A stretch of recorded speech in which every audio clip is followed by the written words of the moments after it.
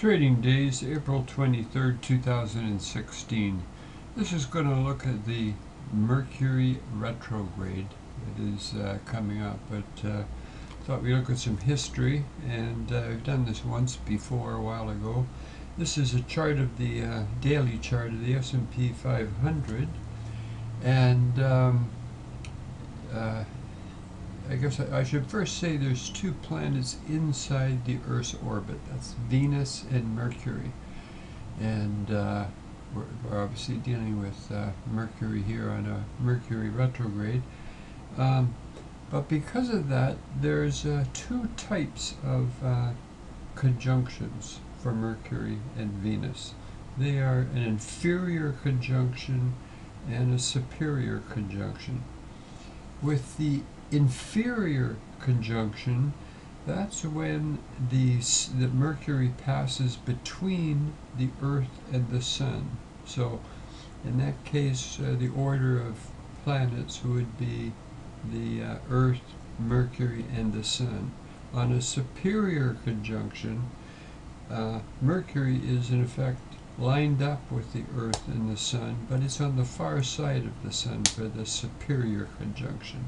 So the order of planets would be Earth, Sun, and Mercury on the far side.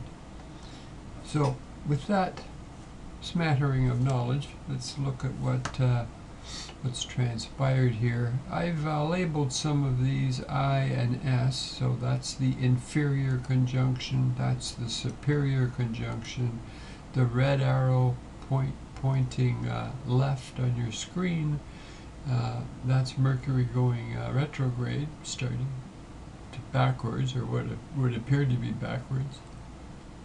And the blue arrow is when Mercury goes direct again. So you can look a little bit of this history. I could go back to the start of the S&P 500, but this should be enough. There's a good low here on the on this Mercury retrograde date.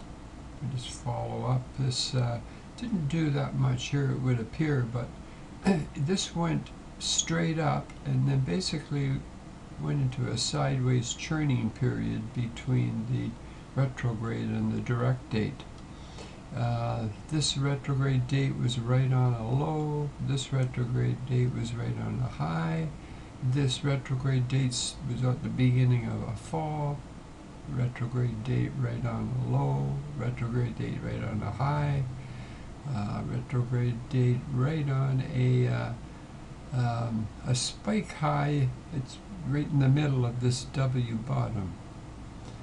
And we could go on here. It's the beginning of a big slide. So we've got one coming up, and it's coming up on April the 28th.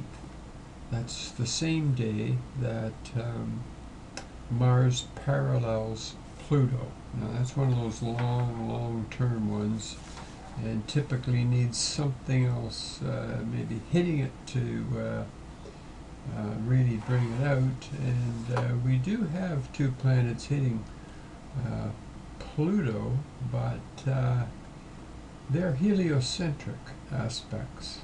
On the 28th, we've got heliocentric Mercury squaring Pluto, and on the 29th, we've got heliocentric Venus squaring Pluto. So we do have some other planets hitting it, and we'll wait to see. Could be a difficult period. Let's look at some more of this history. If we go back here, this was actually right in the middle of this down move, but not too far away from the bottom. What I'm looking at here is where I got a red and a blue dot. That is an inferior conjunction. So this one was right on the bottom, this one was right on the bottom, this one was right on the bottom. Don't expect them all to be on the bottom. We had a good move up and kind of stopped right at the inferior conjunction. If I look at the superior conjunctions, there's less activity. So what we're going to hit here in the next few days, we're going to hit the Mercury starting to going retrograde and starting the retrograde period.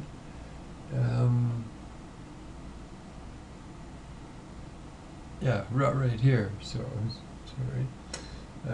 That's April the 28th. So then we're going to have an inferior conjunction. Disregard the location of these. It's really the time period that it's trying to define. So we're going to have an inferior conjunction on May the 10th. So we want to watch those dates. April 28th, with all the other things going on in April 28th, and then May the, what did I say, May the 10th. Let me check that. May the 9th. Okay, that's all I'm going to say on this one. Thanks for listening.